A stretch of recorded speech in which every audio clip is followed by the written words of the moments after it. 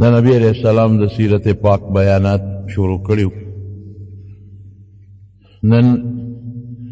د دې متعلق خبره درته کوم چې د څومره مخکې پیغمبران تیر شوي دي، د حضرت آدم علیہ السلام نه تر د حضرت عیسی علیہ السلام پورې. پیغمبر علیہ السلام د دې ټولو پیغمبرانو د کمالاتو جامع پیغمبر.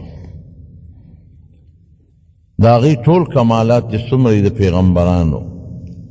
هغه الله نبی علیہ السلام له ورکړي. جامع الکمالات دا د پیغمبر علیہ السلام یو صفت دی او هغه خصوصیات او برکات او معجزات چې د هغه پیغمبرانو نو هغه حضور پاک کې موجود و. زمارونو هر پیغمبر په مخ د ځمکه د الله رحمت دی او ټول پیغمبران د الله مقربین بندگان تیر شوي دي او هر پیغمبر الله په خپله زمانه کې د خپل امت دپاره د هدایت یو لویه رڼا رالیږلې وه. نو د یو پیغمبر صفت چې کوو که نه دا به ذهن کې واچو. بعضې خلک لږ یو ګوټې خطا کېږي. د یو پیغمبر صفت چې کوو یا د حضور پاک صفت چې کوو نو هغې کې چې دا غلطي زمونږ نه ونشي چې د بل پیغمبر سپکاوی را نشي. په یو موقع کې یو صحابي په مدینه منورې بازار کې روانو او یو یهودي سره مخامخ شو. هغه یهودي قسم خوړه او په قسم کې ده ووی چې والذي اصطفى موسى لا والذي اصطفى موسى على البشر. دا لا دی د قسم سره د مخکې خبرې د رد دپاره یا زاید استعمالی دغه بله خبره ده. هو الذي اصطفى موسى على البشر وی زما د قسم په خدای وي په هغه ذات مې د قسمې چې موسی علیه السلام له په ټولو بندګانو فضیلت ورکړی دی. هغه د هغې پیغمبر و موسی علیه السلام. په هغه ذات مې د قسمې چې موسی علیه السلام له په ټولو بندګانو فضیلت ورکړی دی. دی مسلمان له غصه ورله وی دا خو تا غلطه خبره وکړه چې دله فضیلت دی په ټولو بندګانو. نو په ټولو بندګانو کې خو نبي علیه السلام هم داخل شو. اعلی محمد دا لفظ وی اعلی محمد صلی الله علیه وسلم. آیا د موسی علیه السلام زمونږ په نبي علیه السلام هم فضیلت دی؟ ټولو بندګانو کې خو دیم راغی نو لاس یې اوچت که هغه یهودي له سپېله ورکړه په دا مخې ووه. دا زمونږ د پیغمبر سپکاوی. یهودي لاړ نبي علیه السلام ته شکایت وکړه چې ستا دې صحابي زه ووالم. حضور پاک هغه صحابي راوغوښته ولې دې ووهه؟ وی د الله رسوله بازار کې قسم خوړه او په قسم کې ده ووې چې زما د په هغه ذات قسم یې چې موسی علیه په ټولو بندګانو فضیلت ورکړی دی. نو ما وی چې په ټولو بندګانو د موسی علیه السلام فضیلت شو نو بیا بعضې بندګانو خو نبي علیه السلام هم د الله بشر دی بنده دی نو په دم موسی علیه السلام غوره شو نو ما له غوسه راله سپېړه مې ورکړه. اوس خبره د هغه صحابي ټیک وه. ولې ټیک وه؟ ځکه چې پیغمبر علیه السلام د ټولو پیغمبرانو سردار دی. ما تېره جمعه درته بیان کړې تفصیلي. سید الانبیاء والمرسلین دی د ټولو پیغمبرانو سردار دی. او تیره جمعه هم په دې درته بیان وکړو چې انا سید ولد آدم او الانبیاء آدم فمن سواه تحت لواء یوم القیامه. ټول پیغمبران په قیامت پر ورځ زما د جنډې لاندې ولاړ دي. ټیک خبره وه. ورفع بعضهم فوق بعض درجات. بعض پیغمبرانو له الله د بعضو نه لویه مرتبه ورکړې ده. تلک الرسل فضلنا بعضهم على بعض. بعض پیغمبران الله د بعضو نه مرتبه کې اوچت پیدا کړي. مسلمان خبره ټیک وه لیکن بیا هم نبی علیه السلام هغه مسلمان صحابي ته غوسه وکړه وی بد دې کړي دي. لا تخیروني من بین الانبیاء. وی پام کوئ داسې ونه کې چې د پیغمبرانو په منځ کې ما اوچت حساب کې داسې به نه کوې. نو علما وایي چې دا ولې پیغمبر علیه السلام دا خبره وکړه؟ د هغه مرتبه خو په ټولو پیغمبرانو اوچته ده. نو څوک وایي عاجزي وکړه، تواضع. لیکن خکل جواب دا دی چې ما له نورو پیغمبرانو داسې بهتري مه راکوې چې د بل پیغمبر سپکاوی پکې راشي. ټولو نه زه بهتر یم، شک پکې نشته، خو داسې طریقه به زما د بهتروالي نه بیانوي چې په هغې کې د بل پیغمبر توهین راشي، د بل پیغمبر سپکاري وی راشي. ځکه ټول پیغمبران د الله مقرب بندگان تیر شوي دي. او بیا حضور پاک یو مثال ورکړ، وی ما په موسی علیہ السلام او په نورو پیغمبرانو اوچتوی ما ولې؟ وی د قیامت پر ورځ الناس یصعقون یوم القیامه، قیامت پر ورځ به ټول خلق بېهوشه پرېوځي. یو شپېلی به ووالي شي، یو شپېلی خو هغه ده چې شپېلی ووالي شي نو دا قیامت به راشي. دویمه شپېلی به ووالي شي نو اذا هم قیام ینظرون، خلق به د قبرونو نه پاسي او حساب کتاب له به روان شي. نو بیا چې کله حساب کتاب شروع کیږي یو درېمه شپېلی به ووالي شي.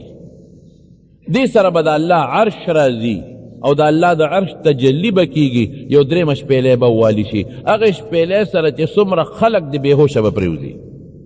فاذا الناس يصعقون يوم القيامه، قیامت پر ورځ به خلق بېهوشه پرېوځي.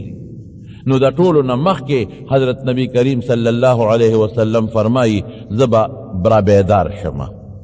زه به راوچت شم د ټولو نه مخکې. نو چې زه کله راوچت شم د ټولو نه مخکې فاذا انا بموسی، موسی به ووینم آخذ بقائمة من قوائم العرش، د عرش خپه به یې نیولي.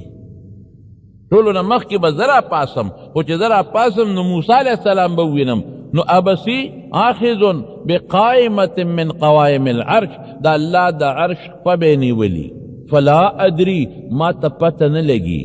فلا ادري، نبی علیہ السلام وی ما ته پته نه لګي په څه خبره چې زما نه مخکې بیدار شوی دی، افاق قبلی، ما نه مخکې بیدار شوی دی، ام جوزیا بصعقة الطور، یا کوه تور کې دی بېهوشه شوی و.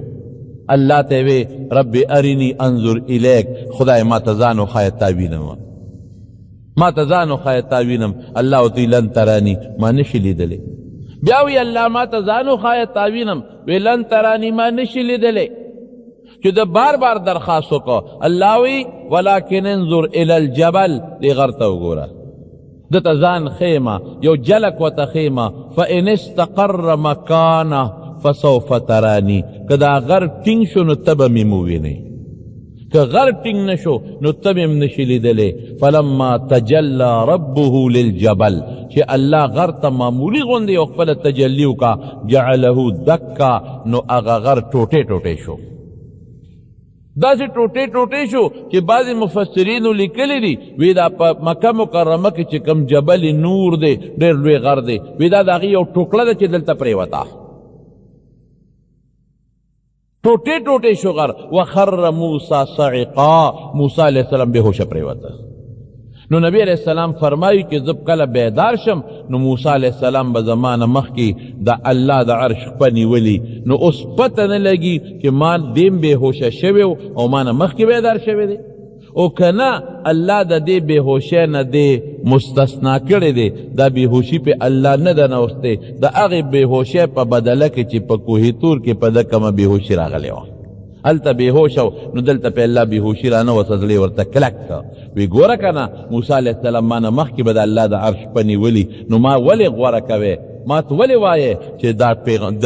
د موسی علیه السلام داسې دی او فلان داسې دی داسې دی؟ نو د دې حدیث ته زموږ علما معلوموي چې واقعي د حضور پاک مرتبه خو په ټولو پیغمبرانو اوچته ده، دې کې خو شک او شبهه نشته. پیغمبرانو کې ماته آیتونه د قرآن شریف په درجې شته، خو لیکن ته به په داسې طریقه د پیغمبر علیه السلام شان نه بیانې، په داسې طریقه به د پیغمبر علیه السلام فضیلت نه بیانې چې د بل پیغمبر سپکاوی پکې وشي.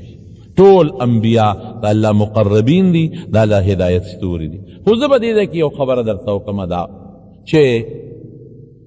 د ټولو پیغمبرانو کمالات الله په حضور پاک کې جمع کړي دي. ټول پیغمبران چې څومره دي هغه پکې راجمع دي. حسن یوسف دم عیسی ید بیضا داری، حسن یوسف دم عیسی ید بیضا داری، آنچه خوبا همه تنها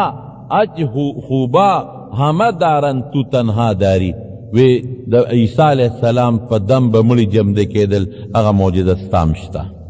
د عیسی علیہ السلام د لاس نه برانا خاتله هغه معجزه ستام شته د یوسف علیہ السلام حسنو هغه حسن ستام شته وی چې هغه خوبانو مقربینو پیغمبرانو ځان ځان لکم صفتونو اټول پتا کې را جمع دي زبرت یو څو شمیرم د حضرت آدم علیہ السلام د ټولو نه لوی منقبت څه دی اداو چې کله الله پیدا کو نو فرشتو ته حکم وکړو واذ قلنا للملائکة اسجدوا لآدم اے فرشتو دی آدم علیہ السلام ته سجده ولګوئ په طرف د آدم یا د ډایرکټ سجده ورته ولګوئ آدم علیہ السلام ته فسجدوا الا ابلیس پرې پاتې شو او باقي چې څومره فرشتې وې نو ټولې په سجده باندې رب آدم علیہ السلام ته پریوت اوس زمارونو دغه سجده زمونږ د امت نه مخکې په نورو امتونو کې یو سجده جایزه وه چې هغې ته به سجده تعظیم وې لکه موږ د تعظیم دپاره چاته په سینه لاس کیدو یا د تعظیم دپاره د چا لاس ښکول کو مثلا یا یو سړی را رواني د هغه د تعظیم دپاره پاس شو په دغې امتونو کې د نبي علیه السلام نه مخکې تعظیمي سجده جایزه وه چې چا به چا تعظیم کو نو سر به ورته په ځمکه کېښود سجده به ورته ولګوله دا وه د حضرت یوسف علیه السلام رونه چې کم وخت کې رالل او پلار ورسره د یعقوب علیه السلام او یوسف علیه السلام سره په مصر کې ملاقات شو نو قرآن شریف کې الله فرمایي وخروا له سجدا وخروا له سجدا نو بعض علما خو پکې څه تعویلات کوي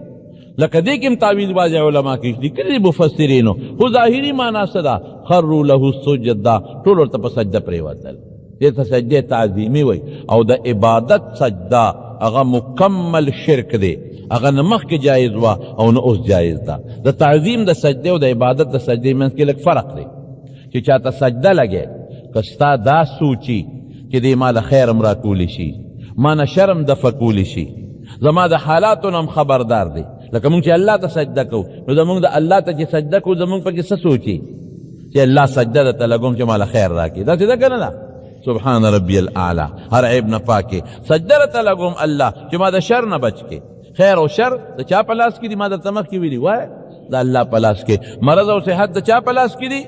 نو مونږ چې الله ته سجده لګو زمونږ دا مقصد دي او دام سوچي چې الله ته زما د هر څه نه خبرداري زما نم خبرې زما د بچو نم خبرې زما د ښځې نم خبرې زما د غریبۍ نم خبرې زما د مالدارۍ نم خبرې زما د روغ صحت نم خبرې زما د عزت نم خبرې نو که په دې سوچ سجده لګې دې ته سجده د عبادت وایي دا صرف چاله پکار ده او دا په یو امت کې ما سوا د الله نه د بل چا دپاره جایز نه وه بالکل دا منع ده او د تعظیم سجده سي هغې کې دا سوچ تي نی هغې کې به سجده آدم علیه السلام ته کوله نو صرف د هغه تعظیم یې وکړه دا مطلب نو چې آدم علیه السلام ما له خیر او شر راکولی شي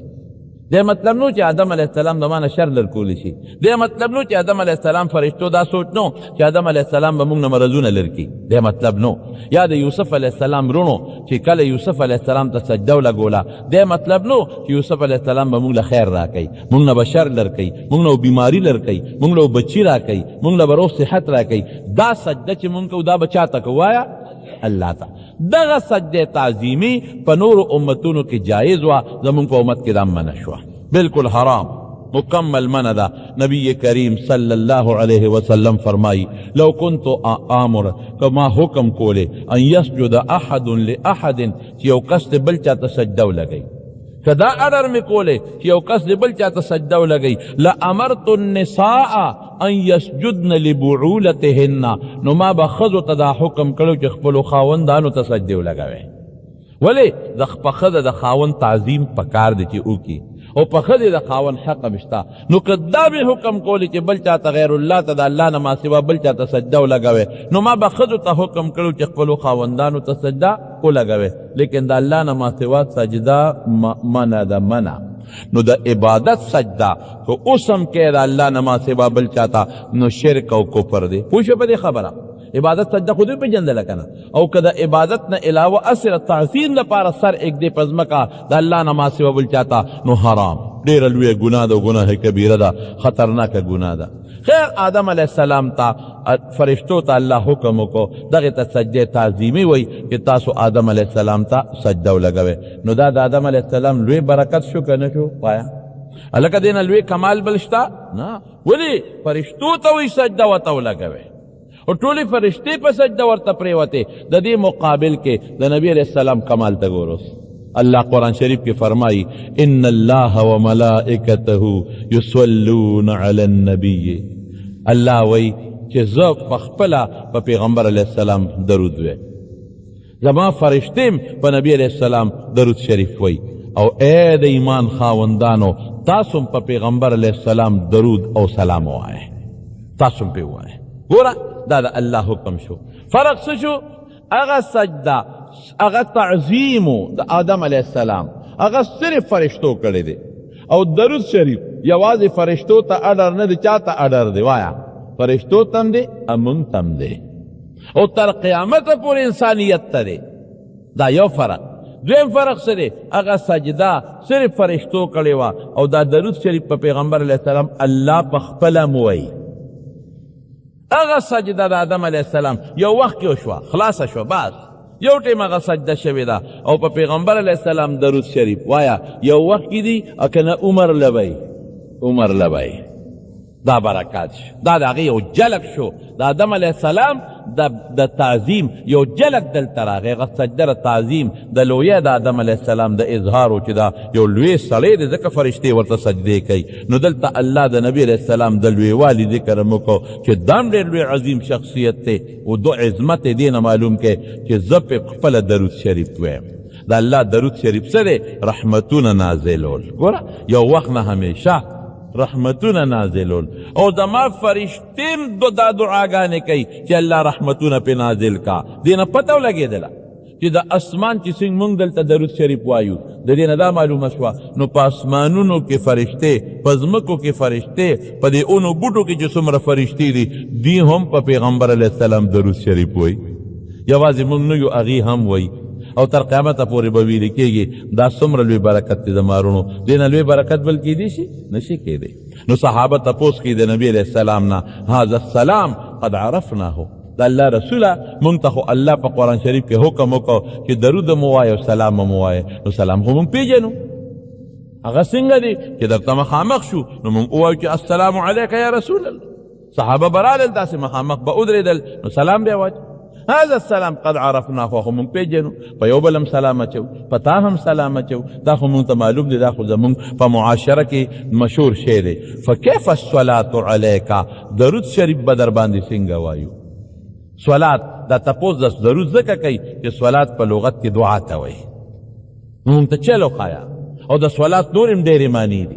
سلام کو آسانو پی جندے چی خلق یو بلتا سلام کئی. کیف الصلاة علیکا پا دی درود شریف مو پیکا چی دا صلاة ستوئی دا درود ستوئی. دا دی مانا کو دعام دا دا دی مانا کو معانی کو نورم دیرشتا دی. نو نبی علیہ السلام ورطا او فرمائل ویکی پا ما درود شریف دا سوائے اللہم صلی علی محمد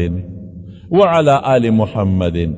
كما صليت على إبراهيم وعلى آل إبراهيم إنك حميد مجيد. یو دائی وتوخو بل دے کہ وتدا سے خول دے اللهم بارك على محمد وعلى آل محمد كما باركت على إبراهيم وعلى آل إبراهيم إنك حميد مجيد. بل دے کہ وتدا سے خول دے اللهم صل على محمد وعلى آل محمد كما باركت على إبراهيم في العالمين. دا سے نور قسم درود شریف نبی علیہ السلام صحابوں تا پا مختلف اوقاتوں کی خود لی دی. زمارونو درود شریف اغا عبادت تے اغا عبادت چی اللہ فرشتو تم حکمو کچی وائے با. اللہ دا چی عبادت نہ کئی دا اللہ دا درود شریف دا مراد رحمتون را لے گل دی. سوال چی کہ اغیت عبادت ہوئی نو سوال فرشتیم کئی اور سوال منگم کو. اللہ کو چاہنا سوال نہ کی جی اغیت منگ عبادت ہوئیو. نو اللہ پخپل اخپل رحمتون پا نبی علیہ السلام ہمیشہ رمان لی اور لیگی. او دا چی کلا امت پا پیغمبر علیہ السلام درود شریف ہوئی دا پیغمبر علیہ السلام دا پارم برکت تے دا امت دا پارم برکت تے او فرشتیم پہ درود شریف ہوئی. نو تاسو تم دا درخواست تے چی درود شریف لگ زیاد وائے پا نبی علیہ السلام خواہ تمرا چی موسکی گی نو پا حضور پاک درود شریف وائے. اس بعد خلق سوال کئی کہ دا درود شریف فیدہ صدا ممکن دو وایو کہ یا اللہ پا نبی علیہ السلام درود رحمت رو لے گے نو کہ منگ وایو کنا اللہ پہ رحمتون را لے گی نو سفیدہ شودہ دے. زما په دې وړه خوله به څو شي که زه ډېر ووایم چې الله ته پې درود شریف راولېږې ته پې رحمت راولېږې نو د دې څه فایده ده نو علما جوابونه ګڼ کوي خو ستاسو د پوهې دپاره آسان جواب درته وایم ډېر آسان جواب هغه دا چې ته بیټري راوالې بیټري او د دیوال ته مخامخ ونیسې خشته دیوالي ښکلې دیوالي دا ګور یو نظیر ته ښې مثال نه دی چې دیوال په تا هغه بیټري ونیسې نو دا هغه بیټرۍ هغه رڼا او عکس تا په دې مخ راپرېږدي که نه راپرېږدي راپرېږدي که نه راپرېږدي چمک در باندې راپرېږدي څومره چې د نږدې که چمک در باندې راوځي نو د دې بیټرۍ فایده دیوال ته نه رسېږي الټه تا ته فایده ورسېده هغه چمک تا ته راپرېوته تا ته لاره ښکاره شوه د قرنګې زما د درود شریف فایده نبی علیه السلام ته رسي که نه رسي الله خبر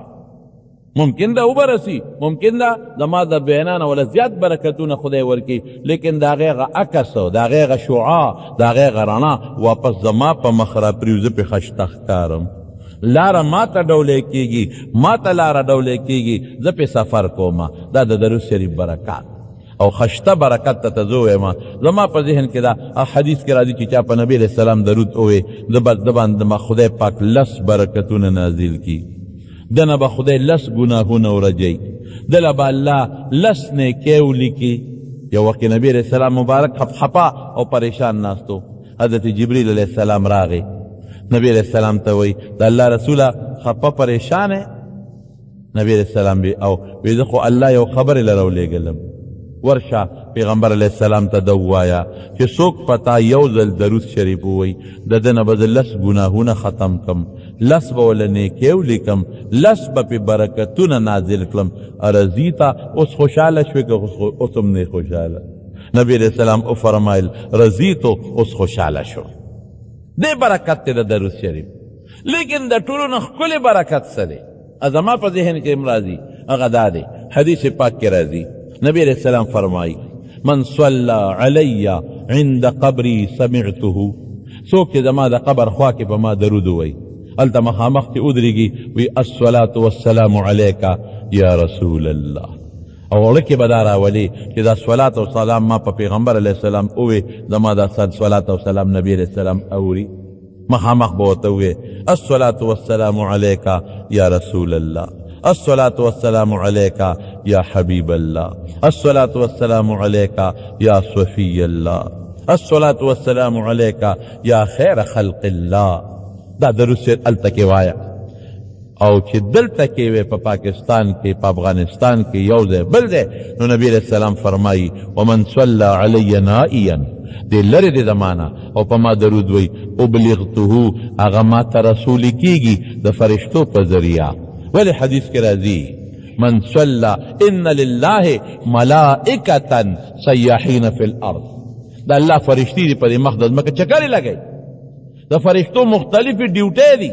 دا چا پا اونو کی ڈیوٹی دا دا چا پا کانو کی ڈیوٹی دا چا پا اوبو کی ڈیوٹی دا چا دا مور گیڑا کی دن پا بچی باندی ڈیوٹی لگی دلی دا او دا بازی دا درود شریف دا پارا خاص فرشتے اللہ مقرر کردی دی ان للہ ملائکتا دا اللہ فرشتی دی سیاحین فی الارض پا دی ازمکہ کی چکر لگئی یبلغونی عن امتی السلام دا امت نماتا سلام را رسی زما امت چی پا ما سلام وی نو اغا سلام ماتا دا امت دل تکی را رسی نو زویم اکثرو ویم چی دا درود شریف او یو حدیث کی رازی بی فرشتہ زی نو نبی علیہ السلام تا داوی اللہ فلان کی دا اللہ رسولہ فلان کی دا فلان کی زوینن پتا دمر درود شریف ویلی دی فلان کی دا فلان کی زوینن پتا دمر درود شریف ویلی دی نو کہ دا درود شریف دا برکتنا ستا نم دا پیغمبر علیہ السلام پا مخ کی واغشتلی شی یا ستا دا پلار نم دا پیغمبر علیہ السلام پا مخ کی واغشتی شی دا دین الوی خیر و برکت بلشتا سونا بخوشالی نبی علیہ السلام چی فرشتہ وطوئی اذا تورنزو فلان کی ادا فلان کی زوی پتا دمر درود شریف ویلے دے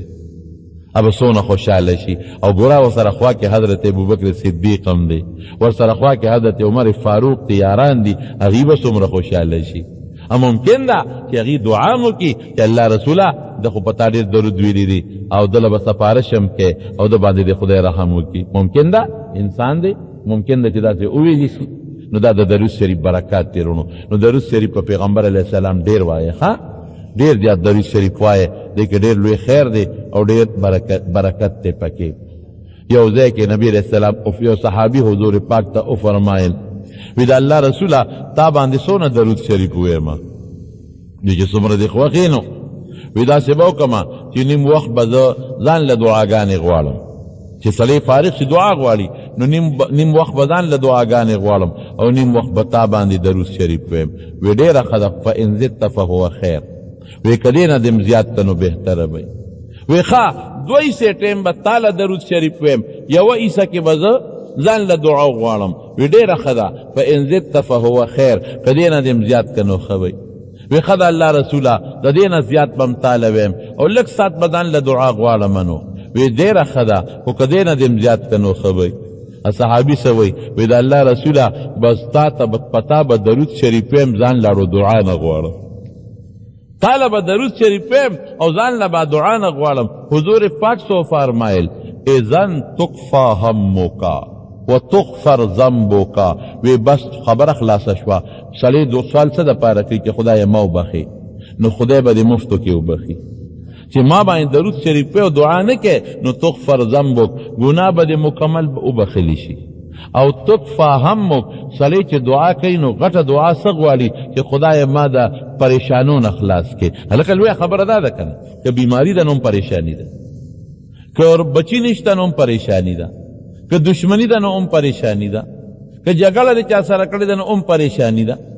او که پیسه د سره نشته نو هم پریشانی ده که روزګار د سره نشته نو بیا پریشانی ده که نوکري د چا نشته نو بیا پریشانی ده که کور کې جګړې دي نو بیا پریشانی ده که زامنو سره جګړې دي نو بیا پریشانی ده خو هر شي کې پریشانی ده که نه. نو اذن تکفا همک پریشانۍ به دې ټولې ختمې شي. زاړو د یو درود شریف برکت دقه شو پریشانۍ به دې ټولې ختمې شي. الله ته پریشانۍ ستا معلومې دي که مالی دي که بدني دي که د کور دي که بار دي که د اولاد دي او که هر څه دي او ګناه به دې وبخلی شي. دا د درود شریف برکت شو. او بعضې خلکو یو خبره مشوره کړې ده وی درود شریف یې په ولاړه به نه وی او که دې ووینو دا چل به راباندې وشي او قبلې ته به دې مخي او که بل خوا دې مخ کړه نو ګورې دا چل به ده. دا د درود شریف دشمنان دي او بیا اودسه به نه وی او که دې ووین دا چل به در باندې وشي. نو غریب پړه کې سوچ کوي چې واقعي په پلان کې دا چل شوی دی نو په ولاړه درود شریف ویلی دی. پلان کې چې دی که نه ګوره که ملی خوږېږي دا جوړ ده بیا اودسه ویلی دی. پلان کې چې دی که نه وایي په سر یې درد دی ښه دا جوړ ده بیا اودسه ویلی دی. بشیر جان چې دی که نه دا سترګې هلکه معذوره دی دا جوړ ده درود شریف په بیا اودسه ویلی دی. دا بیا شکونه راځي دا نشته. اصل مسئله دا ده چې اودس ډېر بهتر دی. زما په خبره پېښ شوې اودس ډېر بهتر دی. ښه دا ده چې اودس وکړه قبلې ته مخ کا التحیه شکل کې مو سره کښېنه او درود شریف وایه. څومره چې د آدابو خیال ساتي په دې آدابو دا شی نور هم خشته کېږي. لکه تا مټۍ واغېشتل او په عام پلاستیک ګوتی کې دې راوړل او په مبارکۍ کې دې بشیر جان له یوړل چې دا مبارک دې شه بشیر جانه دا مټۍ واله بشیره داسې خو په دې خوشحالېږي که نه. نو هسې دې وله پلاستیک ګوتی کې مټۍ واغېشتل چې هم بشیر جانه دا دې مبارکي شوه واله او یو دا دی چې هغه مټۍ وله په ښکلې ډبي کې بنده کې اشکری کې پلاستیک پې د پاسه چړو کې ګلونه پې کېدې نو که د هغې نه کمه مي اودله دې راوړه دې به پې ډېره خوشحاله شي. نو دغه رنګې که درود شریف اودس ته وکړو قبلې ته دې مخ کړې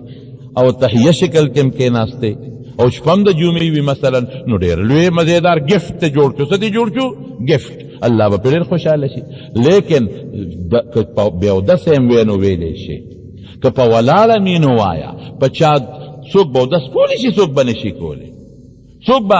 وایي به چې وروره زه درود ډېر وایم نو دونه زه په جومات کې کېناستی کم ځای شم قبلې ته مخ کولی کم ځای شم. نو چې څومره درود شریف وایه د خدای قرآن بې اودس هم ویلی شي په اودس کې هم ویلی شي. درود شریف هم دغسې دي. د خدای قرآن په ولاړ هم ویلی شي او په ناسته هم ویلی شي. قبلې ته دې مخې هم ویلی شي او که قبلې ته دې شام هم ویلی شي. دغه رنګې ذکر او درود شریف هر وخت کې وایه ښه هر وخت درود شریف وایه. نو دا د پیغمبر علیه السلام د حضرت آدم علیه السلام لوی کمال الله په حضور پاک کې را جمع کړ. دا یو. دویم ته ویې لکه آدم علیه السلام له خو الله دا کمال ورکړو چې جنت کې ژوند تېر کړی دی هغه جنت کې اوسېدلی دی. نو پیغمبر علیه السلام لم الله دا حیثیت ورکړی دی. د معراج په شپه الله کم خوا رسولی دی؟ جنتونو ته. جنتو ډیر مزیدار. نو ما تپوسو کو لمن هیا دا د چا دی دا بلډینګ؟ وی دا ستا د یو امتی دی. ما وی چې زما امتی څوک دی؟ وی عمر نوم دی، د عمر فاروق د پاره دا محل جوړ شوی دی. وی عمره وی اړه کې مې رالل چې زه ورننوځم او ستا دا محل وګورم، خو ته ډېر غیرتي، ستا غیرت را مخکې شو نو وردننه نه شوم. چې نه سبا پړه کې د اختراع نه شي چې ته زما محل ته زما د اجازت نه بغیر ولې وردن نه شوې. فذکرت غیرتک، حدیث بخاری کې راځي، ستا غیرت را مخکې شو نو وردن نه شوم. نو حضرت عمر اجړل، ډېر اجړل. ابک اغارو یا رسول الله، د الله رسوله زه به په تا غیرت کومه، په بل چا هم نه. نو فتا چې ته وردن نه شوې خو زما دپاره فخر دی. او بلال پورې به ټوقې کولې خندل وی بلال ستا د جنت ښځه مې هم لیدلې او ستا د جنت کور مې هم لیدلی دی. هسنګه یو ډېر خشته محل و، مخکې یو خشته ښکلې وله بېدله او یو جینۍ ناسته او یو هوره، هغې چې به په مخ باندې لپه واچوله نو هغه لپه به د ملغلرو په شکل کې او د یاقوتو په شکل کې ترې لاندې پرېوته، دومره ښکلې وه. نو ما تپوس وکړی جبریل علیه السلام نه دا محل د چا دی، دا ښځه څوک ته؟ وی په خپله کې تپوس وکړه. نو خوب کې سړی مکلف نی، ښځونه هم تپوس کولی شي. دا منامي معراج دی. او که یقظتن د ویښې معراج شي نو په جنت کې څوک مکلف نه دی، بیا جنت کې د ښځې نه هم تپوس کیدی شي. دواړه دي، یا منامي یا یقظتن. تپوس ته کوي، وی تپوس ته وکړه. او جبریل علیہ السلام ته بس خبره نبی علیہ السلام ته کوله نو د الله له طرف نه به کوله. نو نبی علیہ السلام ته تپوس وکړو ته څوک یې، دا محل د چا دی؟ وی دا ستا یو امتي دی بلال یې نوم دی، دا د هغه محل دی. وی ته څوک یې؟ وی زه د هغه په انتظار شپې ورځې اړوم راړوم. نو جنت خدای پاک نبی علیہ السلام ته ښودلی دی، دننه وردننه شوی دی. د هغې دا په ویښ هم وردننه شوی دی نبی علیہ السلام. د هغې د اوبو صفتونه یې مونږ ته کړي دي، د هغې د خټې صفتونه یې مونږ ته کړي دي، د هغې د یاقوت و مرجان صفتونه یې مونږ ته کړي دي، د هغې د محلونو صفتونه یې مونږ ته کړي دي. دا د آدم علیہ السلام کمال او الله تعالی دا کمال حضور پاک مبارک لا هم ورکړی دی. را به شو ورپسې حضرت نوح علیہ السلام ته. د نوح علیہ السلام څه کمالو؟ د نوح علیہ السلام دا کمالاتو چې الله تعالی د هغه په یوه دعا باندې ټول کافران چې څومره هغه هلاک کړل. دعا یې وکړه د الله په دربار کې، رب لا تذر علی الارض من الکافرین دیارا، خدای چې د کافرانو په مخ د ځمکه څوک پرې نه دی. نو الله تعالی ټول کافران غرق کړل او نوح علیہ السلام سره د او یو کم و بیش یا درې او یا دو یو مسلمانانو الله په کشته کې بچ کړ. د حضور پاک دې کمال ته مو ګوره که نه، په جنگ بدر کې چې څومره دشمنانو د نبی علیہ السلام، هغه خلق چې د حضور پاک په ملا مبارکه باندې لري باچول او ګندګۍ به پیچولې او مرکې به ورته ساده رچو او هغې له به ولونه ورکوله. په جنگ بدر کې د لږو مسلمانانو د مخه خدای پاک مردار کړل که مردار یې نه کړل. د نوح علیہ السلام دشمن د نوح علیہ السلام په جنگ مړ نه شو. دشمن چې ستا د لاسه مړ شي دشمن او ته ورته ګورې او خپې ټکوي نو دا دله بیا خوند درکوي. نو دا بیا کافر دشمن د نبی علیہ السلام مبارک او د صحابو د لاسه خدای ټول مردار کړل او چې کم پاتې شو نو هغې ته خدای ایمان غوندې عظیم نعمت ورنصیب کړ. حضرت ابراهیم علیہ السلام لویه معجزه و لوی کمال سو، اور په الله ګلې گلزار کړ. نمرود چې کله اور ته وغورځو نو الله پاک اور ته اعلان وکړ یا نار کونی بردن و سلاما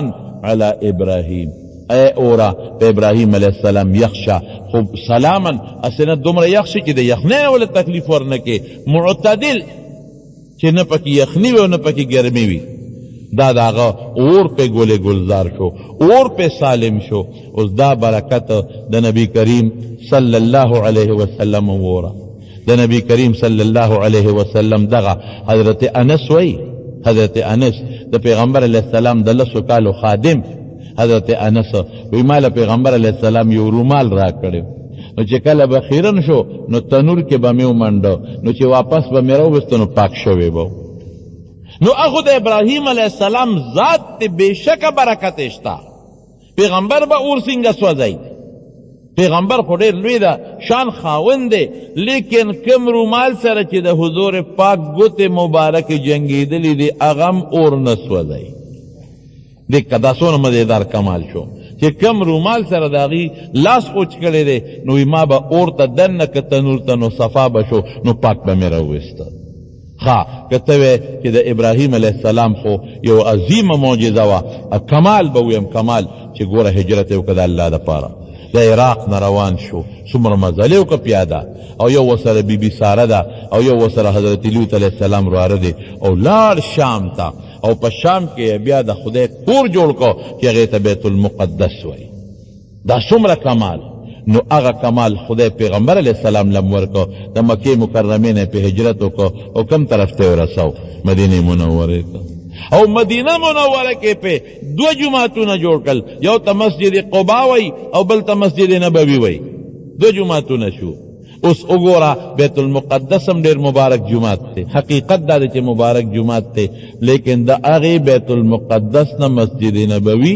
زیات مبارک دی د هغې مونځ هلته مونځ په یو په 1500 دی په بیت المقدس کې او په مسجد نبوي کې مونځ یو په 1000 دی او یو روایت کې یو په 50 سره دی او مسجد قبا چې کوم الله په پیغمبر علیه السلام جوړ کو د هغې څونه برکت دی هغې کې 2 رکعاته مونځ د عمرې برابر ثواب لري دا برکت شو هغه برکت خدای ورکو او ابراهیم علیه السلام کته وی چې بیت الله شریف جوړ کړی دی نو بیت الله شریف نبی علیه السلام نام خدای جوړ کړ دا خو اصل کې ما د مخکې چې آدم علیه السلام جوړ کړی هغه نه مخکې فرشتو جوړ کړی نو ابراهیم علیه السلام په لاس هم جوړ شو او بیا د پیغمبر علیه السلام په لاس باندې هغه هم پکې خدمت وکړو قریشو چې کله جوړو یو خبره به بله ستاسو ذهن کې راځي چې هلکه د اسماعیل علیه السلام کمال پکې شته که نشته د هغه څه کمالاتو د هغه دا کمالو چې د هغه خپه مبارکه فرشتي جبریل علیه السلام په ځمکه رو بروله نو زمزم چینه رو فوټ کېدله هلکه لوی برکت دی که نه دی د زمزم د چینې اوسه پورې برکت دی حالانکه ابراهیم اسماعیل علیه السلام هغه وخت کې لا پیغمبر نو 40 کاله کې پیغمبري ملاویږي لا ماشوم بچی دی د مور پی خوري او خپل جبريل علیه السلام رو برولا او د زمزم چینه پیدا شوه دا څومره لوی برکت ډېر وی واقعي برکت دقسې برکت الله نبی کریم صلی الله علیه وسلم لور کړی دی اسنګه هغه دا جسمانی برکت دی هغه روحانی برکت دی دا غي مثال به درکم نبی علیہ السلام فرمایي یو ځلې او فرمایل ما بین بیتی و منبری روضة من ریاض الجنه زما د کوټې او د منبر په منځ کې چې کوم علاقه ده دا د جنت د باغچو باغچه ده و منبری علی حوضی او زما منبر د حوض کوثر په غاړه پروت دی نو علما خو د دې توجیهات ډېر کوي خو اسانه غوندې توجیه چې درته وکړمه څه شی دی هغه دا چې د قیامت پر ورځ به دا ریاض الجنت دا باغچه د باغچو د جنت دا به الله راوالي او په جنت کې به کېږي او دا منبر دا به الله راوالي او دا به د حوض کوثر په غاړه باندې کېږي د دې وجې نه علما لیکي چې څوک مدینې منورې ته لاړ او په ریاض الجنت کې دې مونځ کوي نو دې د الله نه دا سوال وکړي مانځه نه پس چې الله په دنیا کې دې د جنت ځمکې له راوستې ما نو په آخرت کې مې هم د جنت ځمکه نصیب کړي او چې د منبر مبارک سره خوا کې دې کښېني دیر دقه وی چې خدای په دنیا کې دی د پیغمبر علیه السلام منبر لراوستم او حضور پاک فرمایي چې دا د حوض کوثر منبری علی حوضی په حوض کوثر په غاړه پروت دی نو خدای د مرګ نه پس به مې د حوض کوثر غاړه نصیب کې نو حوض دنیا کې د اسماعیل علیه السلام برکت زمزم دی هغه برکت د پیغمبر علیه السلام د برکت خدای نورم زیات که لیکن هغه روحانی برکت چې د ریاض الجنت په شکل کې دی او د پیغمبر علیه السلام د منبر په شکل کې دی هغه د حضور پاک خصوصیت دی نبی علیه السلام فرمایي وی د خپل امت لا د حوض کوثر نه اوبه ورکومه او هغه حوض کوثر کې باندې چې څومره کودې پرتې دي وی د اسمان د ستورو نه زیاتې دي او اوبې د پیو نه سپینې دي د واورې نه یخې دي او د شاتو نه خوږې دي الله یې زموږ نصیب وګرځولي را به شو ورپسې حضرت موسی علیه السلام موسی علیه السلام له الله څه برکت ورکړی کونټی خدای ورکړی او ورته به وی دا کونټی په ځمکه وغورځوه نو مار به ترې جوړ شي چې کله فرعونیانو سره فرعون ته چې الله وی د ما خو ډېر غټ دشمن دی فرعون هغه سره به څه کومه خو بلا ده بلا سره به څه کومه بې فکر مه کوه یو دوه معجزې دله در کومه یو دا کونټی ده یو ید بیضا دا لاس دی کونټی به دې څنګه چې بس دله ورشي او دی خوا دی خوا کوي په ځمکه ورته غورځوه او اجدها ښامار به ته خدای جوړې ګوتې ور وړه بیا به کونټی کېږي او دا لاس دی سینه کې ودمم یدک فی جناحک دی سینه کې د ترخ سره دا لاس ور منډه او بیا راوباسه نو تخرج بیضا من غیر سوء تک سپین به پړقېږي خو برس مرض والا بني من غیر سوء آیتا اخرى برګې مرض به پینې چمک به وي رڼا به کوي زه دا دوه دې نښې شوې فرعون له ورغی ورته مخامخ ودرېده او نیغ ورننوت او داسې هیبت الله ورکړی و چې په لاره کې پولیس والا تپوس غځرې ونکړی شو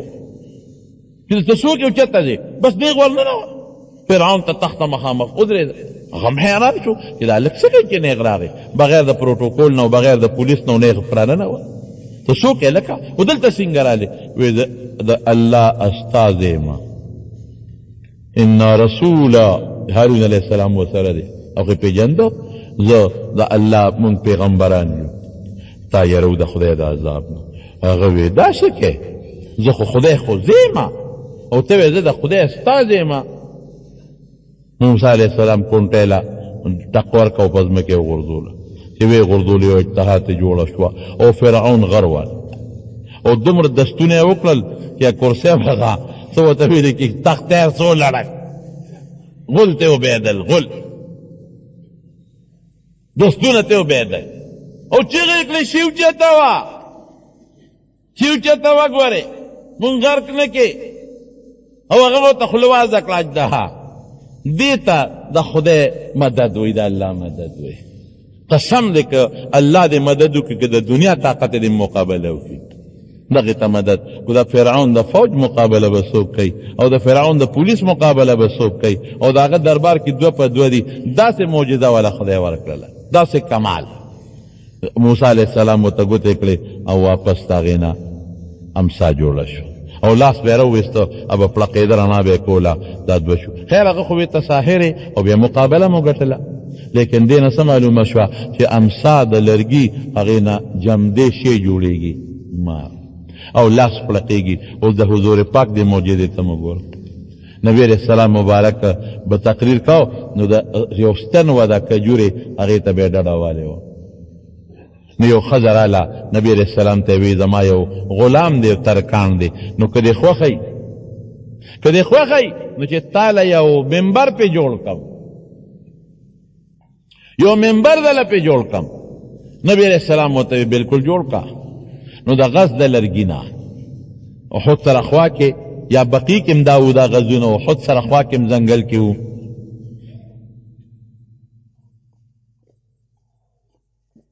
نو هغې کې د غز د لرګي نه وله منبر جوړ کړ درې پوړۍ وې درې پیغمبر علیه السلام یې په بره په دې درېیمه پوړۍ باندې کېناستېده نو درې پوړۍ وې د هغې حضرت عثمان رضی الله عنه او حضرت ابوبکر بیا د نبي علیه السلام د احترام د وجې نه په دویمه پوړۍ کېناستېده او حضرت عمر فاروق رضی الله عنه په درېیمه پوړۍ کېناست هغه ویله زه خو ابوبکر په پوړۍ نه کېنم او د حضور پاک په هغې نه کېنم په درېیمه به کېناستېده چې د حضرت عثمان زمانه راله هغه لومبۍ پوړۍ ته وخته یو سړی وایي چې خدای پاک د عثمان سره خو کي چې دې لومبۍ ته وخته یعنې که دې نور هم لاندې کېده وایي مونږ خطیبان به اوس په کویانو کې ناستو یو به د بل نه لاندې کېده او بل نه لاندې کېده هغه منبر یې نبي علیه السلام له جوړ کړ چې جوړ یې که د ستنې د خوا نه راغې اول به حضور پاک دغسې ناستو خبرې به یې کولې ځکه صحابه کم یو څو کسان ورو زیاتېدل نو بیا په ولاړه تقریر کوو نو بیا چې منبر جوړ شو منبر کېناسته نو هغه ستنه په جړا شوه حدیث شریف کې راځي او داسې وجړل داسې جړا لکه لنګه اوښه چې بچي پسې جاړ یاره دا ما لیدلي دي تاسو ته پته نشته غوا چغې وی چې بچې ته یې خوا کې میخه په بچي پسې چغې وی چیلی ورپسې چغې وی خو چې د اوښې نه دې بچې اخوا که یاره ما په خپله یو ځای ته مونږ تلي یو هلک ته مې ویل توخانو په مدینې شریفې سره خوا کې یو علاقې ته هلکه مې داسې یو مسله د دین درته دغه کوم مې ته دا بچې اخوا که د دې اوښې نه د ګېته لرې که نو هغه ماته هغه وی ورته ورېږه وي دې کې مختلفې اوښانې وي داسې جړی ورپسې شروع کړه لکه د زنانه په شان جړه او سترګو نه اوښکې روانې شوې نو هغې ستنې داسې وجړل لکه لنګه اوښه چې بچي پسې جاړي نو حضور پاک زر ور هغې لاسې پرې راښ کړ او خصائص کبرا کې بیا سیوطي صاحب لیکلي دي چې نبي علیه السلام دې تپوس وکړ ورته یې وی ما پسې دې وجړل وي او وی وایه څه غواړې دوه خبرې دي اوس یا د الله نه سوال کوم چې الله دې دلته زرغونه کړي او میوه ونیسي او خلک دې میوې خوري زرغونتیا ده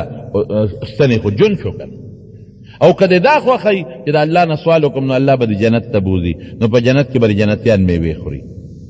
نو هغه ستنه مو خیاره وه وی د الله رسوله دویمه خبره مې خوښه ده نو نبی علیه السلام وفرمایل وی دا ستن به الله د قیامت پر ورځ جنت ته بوځي او په جنت کې به الله زرغونه کړي او جنتیان به میوې خوري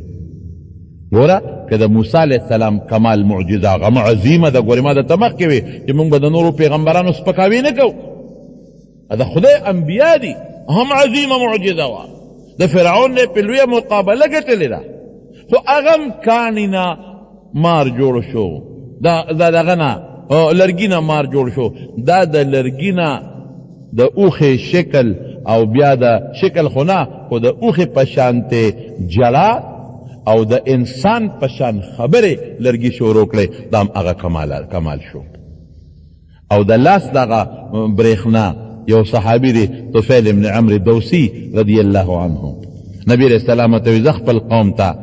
او خپل قوم ته تبلیغ وکړه وی د الله رسول زما قوم خو یمن دی هغوی خو دلیل غواړي وی څه دلیل وی نښه غواړي وی ښه یو نښه دله زه در کوم وی څه نښه ده وی که هغوی دنه نښه غوښته نو پرې تندي باندې لاس راکاږه نو تندي نه به دې رڼا خېږي او چې کله بیا ختمه نو دوباره پې لاس راکاږه رڼا به بندېږي طفیل ابن عمرو دوسي رضی الله تعالی عنه لال قوم ته نصیحت شروع کو قوم ورته وی نښه دې څه ده په تندي لاس راښ کو داسې رڼا ته تله چې ټوله دنیا روښانه کړه هغه مخامه ځمکې روښانه کړه او بیا به پې لاس راښ کو رڼا به ختمه شوه نو هغه برکت چې د موسی علیه السلام په لاس کې واقعي لوی برکت دی هغه د نبي علیه السلام د معجزې په توګه رب العالمین حضرت طفیل ابن عمرو دوسي رضی الله عنه له هم ورکړی دی دا کمالات خد حضرت عیسی علیه السلام متعلق یو خبره کوم عیسی علیه السلام چې دی نو هغه له خدای څه معجزه ورکړې وه ها د هغه به مړي باندې به چف نارې کړې او جمدې به شو مړي ته قرآن شریف کې الله فرمایي ويحيي الموتى بإذن الله یا احيي الموتى بإذن الله مړي ته به قم بإذن الله د خدای په حکم پاسه نو پابسید یو بیبي راله ام محجن رضی الله تعالی عنها زوی مړ شو یو زوی ونو پیغمبر علیه السلام ته راله او ډېره زیاته خفه وه وی د الله رسوله زما دغه یو زوی دی نیازبین او مړ دی مهرباني وکړه خدای ته سوال وکړه چې الله واپس جمدېږي نیک بخت داسې وی الله کولی شي واپس جم دی کولی خو ته به مرې او موږ به نصیحت یې ورته وکړه هغه همغسې جالي او ډېره زیاته فریادي ده نه ماله به د الله نه سوال کوې چې زما دا زوی خدای جمدي کړي ولې عیسی علیه السلام به د خدای نه سوال نه کوو څه دلیلونه یې موته شروع کړل قرآن کې نه دي څه وی زوی د کوم ځای دی وی کور کټ کې پروت دی لا مې نه دی ښخ کړی وی زه چې ځو چې سنګلال پیغمبر علیه السلام یې د زوی کټ ته ودرېد او مقه الفاظ یې ورته ووی قم باذن الله زوی یې په خپله د ځان نه څادر لرې کو او کېناست په کټ کې او راپاڅېد دا معجزه شوه د حضور پاک او ګوره عیسی علیه السلام به د الله په حکم مړي جمدي کړل بیا به واپس مړه شو او دا هلک د دې ام محجن دا زوی دی چې واپس جمدی شو خدا وله ډېر لوی عمر ورکو د حضرت ابوبکر زمانه کې مو رضی الله عنه د حضرت عمر رضی الله عنه زمانه کې مو د حضرت عثمان رضی الله عنه زمانه کې بیا په یو جهاد کې شهید شو دا کمال زه به تاسو ته خلاصه د خبرې ده ویم چې د ټولو پیغمبرانو حسن یوسف حضرت عایشه صدیقه رضی الله تعالی عنها فرمایي وی د مصر ښځو یوسف علیه السلام ولیده لاسونه یې پرې کړل وی که د ما محبوب یې لیدلی وی سرونه به یې پرې کړي او صحابو دغسې کړي دي که نه حسن یوسف دم عیسی یو صحابي دی کې ډېر زیات واقعات دي خو ما درته اختصار وکړو یو صحابي دا پنډی ماته شوی و، یو کافر یې وجلی و او بیا یو پنډی ماته شوی وه او ځان له دا خپه تړلې وه په پټکي باندې او پیغمبر علیه السلام د راغی او لاس یې پرې راښکه چوف یې پرې وکړ او صحابي وی قسم دی که د هغې نه پس مې پوټۍ غوندې درد محسوس کړي. او حضرت علی صاحب د خیبر په جنگ کې نبی علیہ السلام تپوس وکړو این علی ابن ابي طالب، وی علي څه شو؟ وی صاحب به رمد سترګې خوږ دي. وی راوی بلې چې راوی غوښته نبی علیہ السلام وله په سترګو دم ور واچو. علي صاحب وی داسې خدای سترګې جوړه کړه چې اړو بیماري پې نه وه. د دې ډېر زیات مثالونه دي. او ید بیضا داری آنچه خوبا همه دارن تو تنها داری، اگر ټولو کمالات چې راغونډ کې هغه تا کې یوازې موجود دي. دا د حضور پاک کمالات. او یارونو بالخصوص برته ده ویمه چې اونه جمع کول او خبرې کول او اوښانو سره خبرې کول او برکت پیدا کېدل په خوراکونو کې او په اوبو کې برکت پیدا کېدل، دا ځان له کمالات دي. خو نبی علیہ السلام چې کوم لونه د الله په حکم جمدي کړي دي، دا ځان له کمال دی. یو مصحابي پیغمبر علیہ السلام ته قصه کوي، وی مونږ به څه چل کوو؟ مونږ به کاڼو ته سجدې لګولې، نو چې ښکلې کاڼې به م ولیدو هغه بل به مو غورځو، بیا به ما هغې ته سجدې جیب کې به م ګرځو، نو چې د هغې نه به م خشته کاڼې ولیدو نو هغه زوړ به مو غورځو، او چې کاڼې به نو بیا به مو د خټې نه یو غونډ جوړ کړو نو هغې ته به م سجدې کولې. دا وی زمونږ ژوند و. وی ځان له ما یو بوت جوړ کړی و،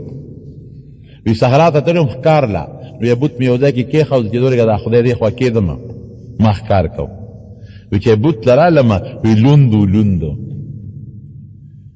وی خوا کې تر دریاب و سیلاب و د سیندو، وی ما وی چې زما دا خدای جوړ الوتې دی او په دې دریاب کې لمبلې دي، دې جوړ په دریاب کې غوپه شوی دی او لمبلې دي، ګرمي جوړ شوې ده. نو وی چې بیا مازدیګر مې بیا وکته، بیا مې ښکار وکړو رالم ومې کته، وی بیا لوندو، وی ما وی چې سړی جوړ بیا ګرمي شوې ده او بیا ورلوتی دی او دریاب کې یو څو غوپې والي. وی چې سار مې ښکار کو بیا مې وکتل بیا لوندو، مې چې دی د شپې به تلي نو بیا به الوتي نو لمبلې به یې وینو. نو یو ورځ مې دا چل وکړو، وی ما چې به ښکار وکړو نو د ښکاره د هغه سرونه او خپې به مې یو طرف ته وغورځولې، نو دا سپي به راتلل او ګیدړان به راتلل او لومبړې به راتلې هغه به یې خوړلې.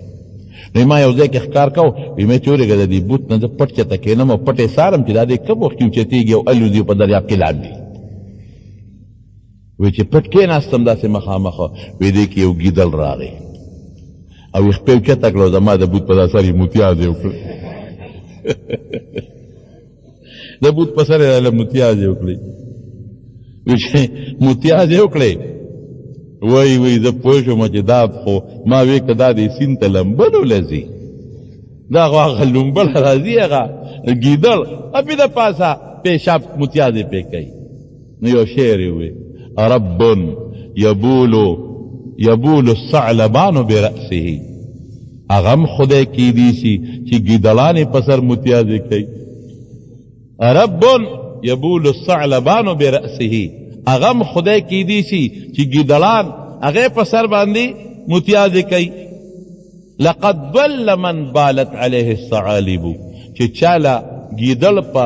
سر متیازې کوي که نه دام ګمراه دی چې څوک د دې عبادت کې دام ګمراه وي. بس چت مې که او الله اکبر مې پې ووی او ځمکې له مې راوباراو چې تا باندې خو مرداره متیازې کوي ګیدړان د هغوی نه ځان نه چې ساتلي موږ له به څه خیر راکړي. نه د مارونو وی دقه خدای پاک موږ ته هدایت را نصیب کو او د الله فضل دی موږ د هغه ذات عبادت کوو، د هغه ذات ته رب وایو چې نه وله مرګ راځي، نه وله بیماري راځي، نه وله تبه راځي، نه وله ټوخې راځي، او همیشه دپاره موجود دی او د ټولو کائناتو اسمانونو بره ځمکه او لاندې او په دا منځ کې د هر څه خالق او مالک دی. داسې دی که نه دی؟ الله دې په دې عقیده ژوند او مرګ نصیب کړي. نو نبی کریم صلی الله علیه وسلم لا الله ډېر زیات کمالات ورکړي او چونکې زموږ ښکلی پیغمبر دی نو په دغه کمالاتو باندې موږ خوشحاله یو او موږ پې فخر کوو. چې څومره درود شریف وی د خدای قرآن بې اودس هم ویلی شي په اودس کې هم ویلی شي، درود شریف هم دغسې دي د خدای قرآن په ولاړ هم ویلی شي او په ناسته هم ویلی شي قبلې ته د مخې هم ویلی شي او که قبلې ته د شام به ویلی شي دغه رنګې ذکر او درود شریف هر وخت کې وایه ښه هر وخت درود شریف وایه نو دا د پیغمبر علیه السلام د حضرت آدم علیه السلام لوی کمال الله په حضور پاک کې را جمع کړ دا یو دویم ته ویې لکه آدم علیه السلام له خو الله دا کمال ورکړو چې جنت کې ژوند تېر کړی دی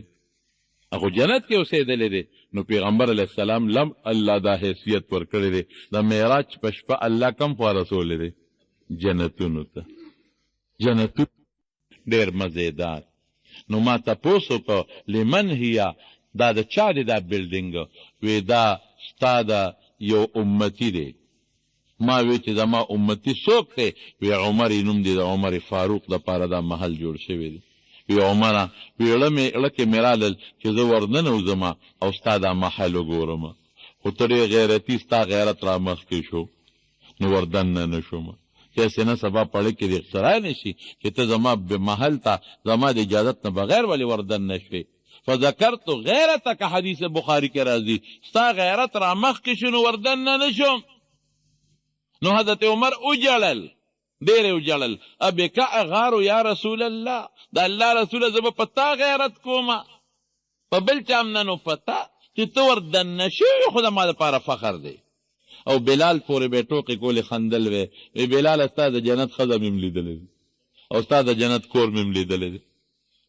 څنګه یو ډېر خشته محل و مخکې یو خشته ښکلې وله بېدله او یو جینۍ ناسته او یو هوره هغې چې به په مخ باندې لپه واچوله نو هغه لپه به د ملغلرو په شکل کې او د یاقوتو په شکل کې ترې لاندې پرېوته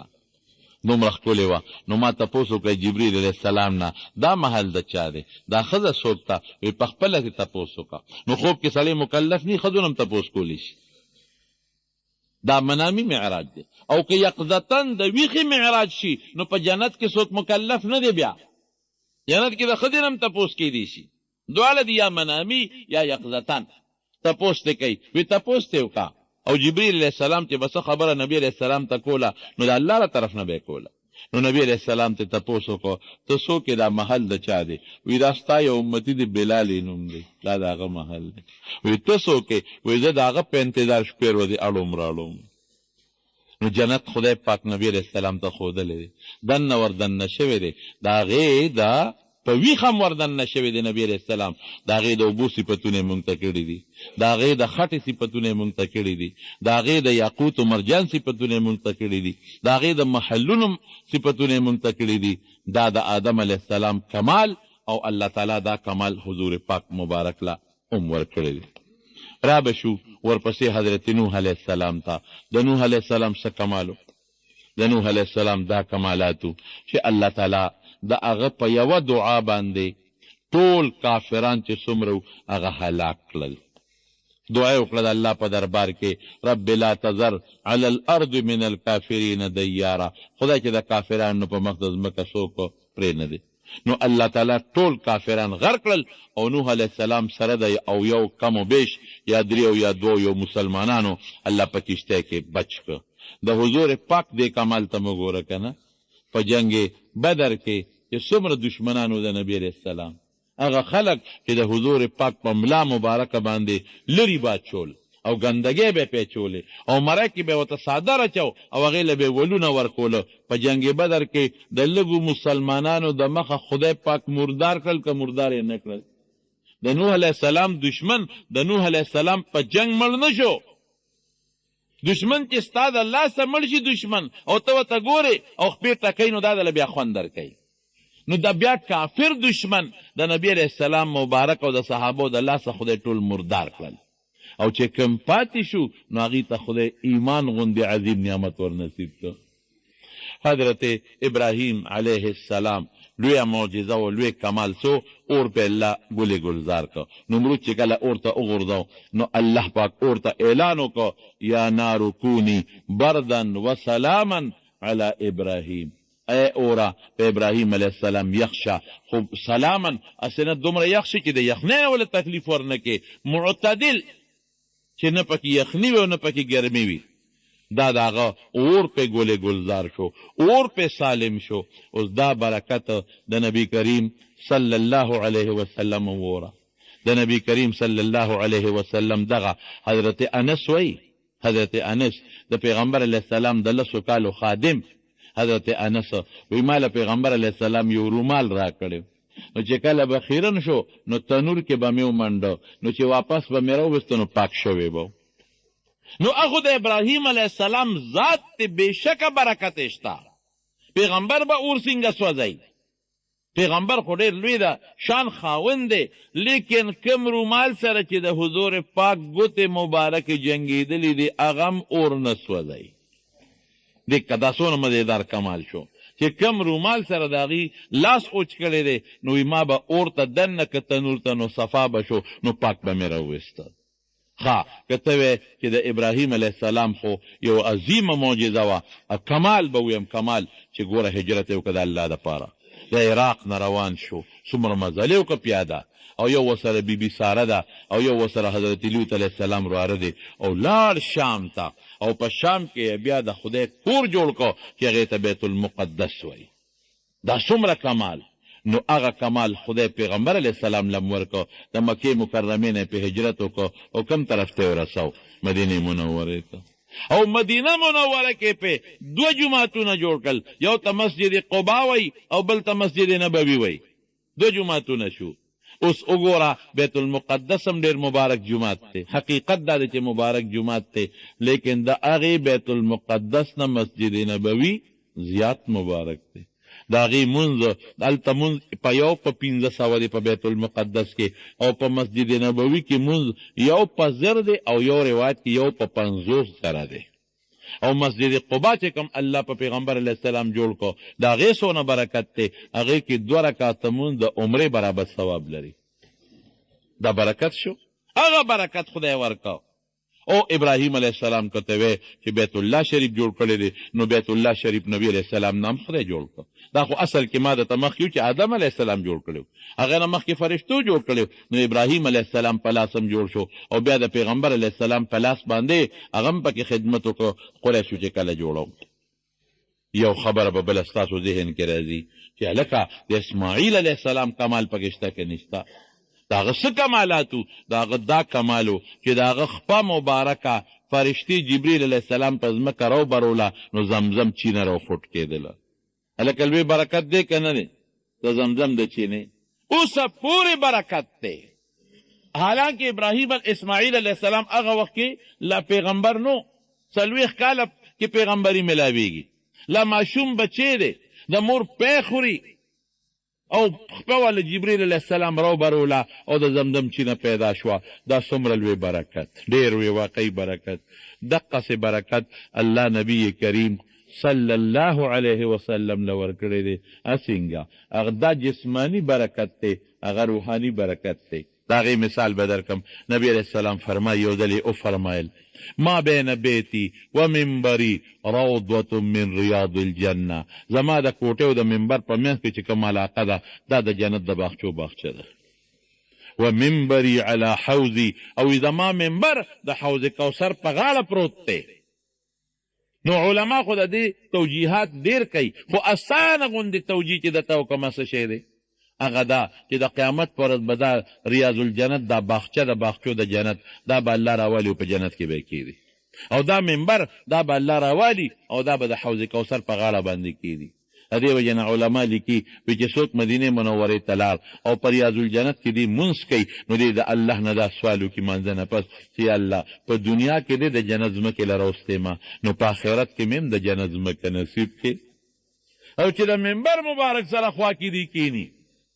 ډېر دقه وی چې خدای په دنیا کې دی د پیغمبر علیه السلام منبر لراوستم، او حضور پاک فرمایي چې دا د حوض کوثر منبري علی حوضی، په حوض کوثر په غاړه پروت دی، نو خدای د مرګ نه پس به مې د حوض کوثر غاړه نصیب کې.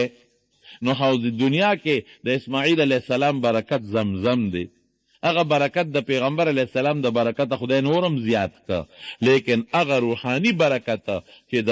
ریاض الجنت په شکل کې دی او د پیغمبر علیه السلام د منبر په شکل کې دی، هغه د حضور پاک خصوصیت دی. نبی علیه السلام فرمایي وی د خپل امت لا د حوض کوثر نه اوبه ورکومه، او هغه حوض کوثر کې باندې چې څومره کوزې پرتې دي وی د اسمان د ستورو نه زیاتې دي، او اوبې د پیو نه سپینې دي، د واورې نه یخې دي، او د شاتو نه خوږې دي. الله یې زموږ نصیب وګرځولي. را به شو ورپسې حضرت موسی علیه السلام. موسی علیه السلام له الله څه برکت ورکړی، کونټی خدای ورکړی، او ورته به وی دا کونټی په ځمکه وغورځوه نو مار به ترې جوړ شي. چې کله فرعونیانو سره فرعون ته چې څنګه الله وی د ما خو ډېر غټ دشمن دی فرعون، هغه سره به څه کومه، خو بلا ده بلا، سره به څه کومه. فکر مه کوئ یو دوه معجزې دله در کومه، یو دا کونټی ده، یو ید بیضا دا لاس دی. کونټی به دې څنګه چې بس دله ورشي او دې خوا دې خوا کوي، په ځمکه ورته غورځوه او اجدها خامار به ترې خدای جوړوي، ګوتې ور وړه بیا به کونټی کېږي. او دا لاس دی سینه کې ودمم یدک فی جناحک، دی سینه کې دی ترخ سره دا لاس ورمنډه او بیا راوباسه، نو تخرج بیضا من غیر سوء، تک سپین به پړقېږي خو برس مرض والا بني، من غیر سوء آیة اخرى، برګې مرض به پینی، چمک به وي رڼا به کوي. زه دا دوه دې نښې شوې. فرعون له ورغی ورته مخامخ ودرېده او نیغ ورننوت. داسې هیبت الله ورکړی چې په لاره کې پولیس والا تپوس غځرې ونه کړی شو چې ته څوک یې او چېرته ځې، بس نیغ ورننوت. فرعون ته تخته مخامخ ودرېده. هغه هم حیران شو چې دا هلک څه کوي چې نیغ راغی، بغیر د پروټوکول نه او بغیر د پولیس نه او نیغ پراننوت. ته څوک یې لکه او دلته څنګه رالې؟ وی د الله استازی یم، ان رسول هارون علیه السلام ورسره دی، هغې پېژنده زه د الله مونږ پیغمبران یو، تا یرو د خدای د عذاب نه. هغه وی دا څه کې، زه خو خدای خو زیمه او ته وی زه د خدای استازی یم. موسی علیه السلام کونټی له ټک ورکه او په ځمکې یې وغورځوله، چې ویې غورځولې او اجتهاد یې جوړه شوه او فرعون غروال او دومره دستونه یې وکړل چې کرسۍ هغه څه ورته ویلې چې تخت یې څو لړک غل ته وبېدل، غل دستونه ته وبېدل او چیغې یې کړې شي اوچته وه، چې اوچته وه ګورې مونږ غرق نه کې. او هغه ورته خوله وازه کړه اجدها. دې ته د خدای مدد وایي، د الله مدد وایي. قسم دی که الله دې مدد وکړي که د دنیا طاقت دې مقابله وکړي، دغې ته مدد کو. د فرعون د فوج مقابله به څوک کوي او د فرعون د پولیس مقابله به څوک کوي، او د هغه دربار کې دوه په دوه دي. داسې معجزه والا خدای ورکړله، داسې کمال. موسی علیه السلام ورته ګوتې کړې او واپس د هغې نه امسا جوړه شو او لاس به یې راوویسته او به پړقېده، رڼا به یې کوله، دا دوه شو. خیر هغه خو بېرته ساحر او بیا مقابله مو ګټله، لیکن دې نه څه معلومه شوه چې امسا د لرګي هغې نه جمدې شی جوړېږي مار، او لاس پړقېږي. اوس د حضور پاک دې معجزې ته مو ګوره. نبی علیه السلام مبارک به تقریر کو نو د یو ستن وه د کجورې هغې ته به یې ډډه والی وه. نو یو ښځه راله نبی علیه السلام ته یې وی زما یو غلام دی ترکان دی، نو که دې خوښی نو چې تا له یو منبر پې جوړ کړم، یو منبر دله پې جوړ کړم. نبی علیه السلام ورته بلکل جوړ کا. نو د غز د لرګي نه احد سره خوا کې یا بقي کې هم دا و، دا غزونه احد سره خوا کې هم ځنګل کې و.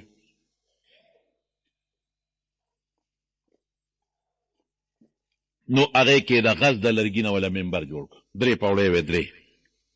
پیغمبر علیه السلام یې پرې بره په دې درېیمه پوړۍ باندې کېناستېده. نو درې پوړۍ وې د هغې. حضرت عثمان رضی الله عنه او حضرت ابوبکر بیا د نبي علیه السلام د احترام د وجې نه په دویمه پوړۍ کېناستېدل، او حضرت عمر فاروق رضی الله عنه په درېیمه پوړۍ کېناست. هغه ویله زه خو ابوبکر په پوړۍ نه کېنم او د حضور پاک په هغې نه کېنم، په درېیمه به کېناستېده. چې د حضرت عثمان زمانه راله هغه لومبۍ پوړۍ ته وخته. یو سړی وایي خدای پاک د عثمان سره خو کي چې دې لومبۍ ته وخته، یعنې که دې نور هم لاندې کېده وایي مونږ خطیبان به اوس په کویانو کې ناستو، یو به د بل نه لاندې کېده، بل نه لاندې کېده. هغه منبر یې نبي علیه السلام له جوړ کړ. چې جوړ یې که د ستنې د خوا نه راغې اول به حضور پاک دغسې ناستو خبرې به یې کولې ځکه صحابه کم وو یو څو کسان رو زیاتېدل نو بیا په ولاړه تقریر کاوه نو بیا چې منبر جوړ شو منبر کېناسته نو هغه ستنه په جړا شوه حدیث شریف کې راځي او داسې وجړل داسې جړا لکه لنګه اوښه چې بچي پسې جاړي یاره دا ما لیدلي دي تاسو ته پته نشته غوا چغې وی چې بچې ته یې خوا کې میخه په بچي پسې چغې وی چیلی ورپسې چغې وی خو چې د اوښې نه دې بچې اخوا که یاره ما په خپله یو ځای ته مونږ تلي یو هلک ته مې ویل هلته اوښانو په مدینې شریفې سره خوا کې یو علاقې ته هلکه مې داسې یو مسله د دین درته دغه کوم مې ته دا بچې اخوا که د دې اوښې نه د ګېته لرې که نو هغه ما ته هغه ورته ولېږه وي دې کې مختلفې اوښانې وي داسې جړی ورپسې شروع کړه لکه د زنانه په شان جړه او سترګو نه اوښکې روانې شوې نو هغې ستنې داسې وجړل لکه لنګه اوښه چې بچي پسې جاړي نو حضور پاک زر ورغې لاسې پرې راخ کړه او خصایص کبرا کې بیا سیوطي صاحب لیکلي دي چې نبي علیه السلام دې تپوس وکړو ورته یې وی ما پسې دې وجړل وي او وی وایه څه غواړې دوه خبرې دي اوس یا د الله نه سوال کوم چې الله دې دلته زرغونه کي او میوه ونیسي او خلک دې میوې خوري زرغونتیا ده ستنې خو جون شو کنه او که دې دا خوښوي چې د الله نه سوال وکړم نو الله به د جنت ته بوځي نو په جنت کې به د جنتیان میوې خوري نو هغه ستنه مخیاره وه وی د الله رسوله دویمه خبره مې خوښه ده نو نبی علیه السلام وفرمایل وی دا ستن به الله د قیامت پر جنت ته بوځي او په جنت کې به الله زرغونه کي او جنتیان به میوې خوري ګوره که د موسی علیه السلام کمال معجزه هغه عظیمه ده ګورې ما درته مخکې وې چې موږ به د نورو پیغمبرانو سپکاوي نه کوو د خدای انبیا دي هم عظیمه معجزه وه د فرعون نه په لویه مقابله ګټلې ده خو هغه هم کاڼي نه مار جوړ شو دا دغه نه لرګي نه مار جوړ شو دا د لرګي نه د اوښې شکل او بیا د شکل خو نه خو د اوښې په شانتې جړه او د انسان په شان خبرې لرګي شروع کړې دا هم هغه کمال شو او د لاس دغه برېښنا یو صحابي دی طفیل ابن عمرو دوسي رضی الله عنه نبی علیه السلام ته وی زه خپل قوم ته او خپل قوم ته تبلیغ وکړه وی د الله رسول زما قوم خو یمن دی هغوی خو دلیل غواړي وی څه دلیل وی نښه غواړي وی ښه یو نښه دله زه در کوم وی څه نښه ده وی که هغوی دنه نښه غوښته نو پرې تندي باندې لاس راکاږه نو تندي نه به دې رڼا خیږي او چې کله بیا ختمه نو دوباره پې لاس راکاږه رڼا به بندېږي طفیل ابن عمرو دوسي رضی الله تعالی عنه لال قوم ته نصیحت شروع کو قوم ورته وی نښه دې څه ده په تندي لاس راخ کو داسې رڼا ته تله چې ټوله دنیا روښانه کړه هغه مخامه ځمکې روښانه کړه او بیا به پې لاس راخ کو رڼا به ختمه شوه نو هغه برکت چې د موسی علیه السلام په لاس کې واقعي لوی برکت دی هغه د نبي علیه السلام د معجزې په توګه رب العالمین حضرت طفیل ابن عمرو دوسي رضی الله عنه له هم ورکړی دی دا کمالات د حضرت عیسی علیه السلام متعلق ته یو خبره کوم عیسی علیه السلام چې دی نو هغه له خدای څه معجزه ورکړې وه ها د هغه به مړي باندې به چف نارې کړې او جندې به شو مړي ته قرآن شریف کې الله فرمایي ويحيي الموتى باذن الله یا احيي الموتى باذن الله مړي ته به قم باذن الله د خدای په حکم پاسه نو پابسید یو بیبي وراله ام محجن رضی الله تعالی عنها زوی مړ شوی یو زوی ونو پیغمبر علیه السلام ته راله او ډېره زیاته خفه وه وی د الله رسوله زما دغه یو زوی دی نیازبین او مړ دی مهرباني وکړه خدای ته سوال وکړه چې الله واپس جمدېږي نیک بخت داسې وی الله کولی شي واپس جم دی کولی خو ته به مرې او موږ به نصیحت یې ورته وکړه هغه همغسې جالي او ډېره زیاته فریادي ده نه ماله به د الله نه سوال کوې چې زما دا زوی خدای جمدي کړي ولې عیسی علیه السلام به د خدای نه سوال نه کوو څه دلیلونه یې موته شروع کړل قرآن کې نه دي څه وی زوی د کوم ځای دی وی کور کټ کې پروت دی لا مې نه دی ښخ کړی وی زه چې ځو چې سنګلال پیغمبر علیه السلام یې د زوی کټ ته ودرېد او مقه الفاظ یې ورته ووی قم باذن الله زوی یې په خپله د ځان نه څادر لرې که او کېناست په کټ کې او راپاڅېد دا معجزه شوه د حضور پاک او ګوره عیسی علیه السلام به د الله په حکم مړي جمدي کړل بیا به واپس مړه شو او دا هلک د دې ام محجن دا زوی دی چې واپس جمدی شو خدای ورله ډېر لوی عمر ورکو د حضرت ابوبکر زمانه کې مو رضی الله عنه حضرت عمر رضی الله عنه زمانه کې مو د حضرت عثمان رضی الله عنه زمانه کې بیا په یو جهاد کې شهید شو دا کمال زه به تاسو ته خلاصه د خبرې د ویم چې د ټولو پیغمبرانو حسن یوسف حضرت عایشه صدیقه رضی الله تعالی عنها فرمایي وی د مصر ښځو یوسف علیه السلام ولیده لاسونه یې پرې کړل وی که د ما محبوب یې لیدلی وی سرونه به یې پرې کړي او صحابو دغسې کړي دي که نه حسن یوسف دم عیسی یو صحابي دی کې ډېر زیات واقعات دي خو ما درته اختصار وکړو یو صحابي دا پنډی ماته شوی و یو کافر یې وجلی و او بیا یو پنډی ماته شوی وه او ځان له خپه تړلې وه په پټکي باندې او پیغمبر علیه السلام له راغی او لاس یې پرې راخ که چوف یې پرې وکړو او صحابي وی قسم دی که د هغې نه پس مې پوټۍ غوندې درد محسوس کړي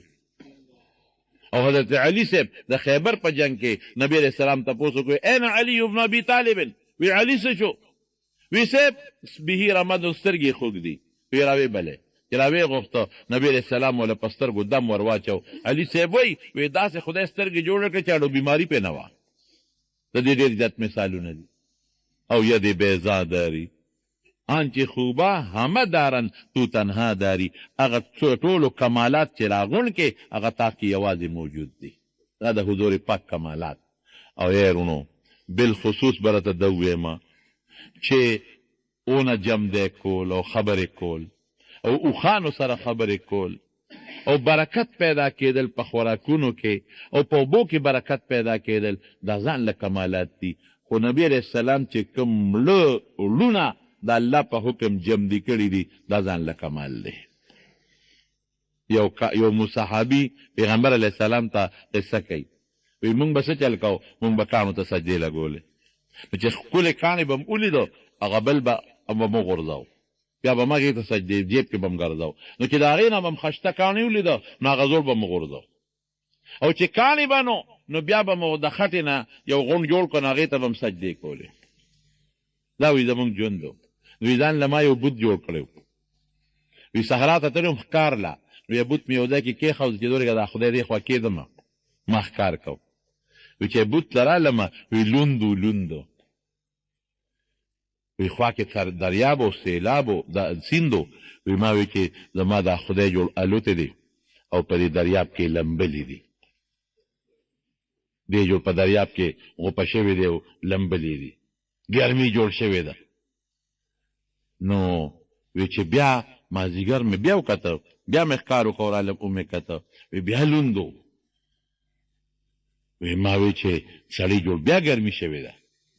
او بیا والوتی دی او دریاب کې اوس غوپې والي وی چې سار مې ښکار کو بیا مې وکتل بیا لوندو مې چې دی د شپې به تلي نو بیا به الوتي نو لمبلې به یې وي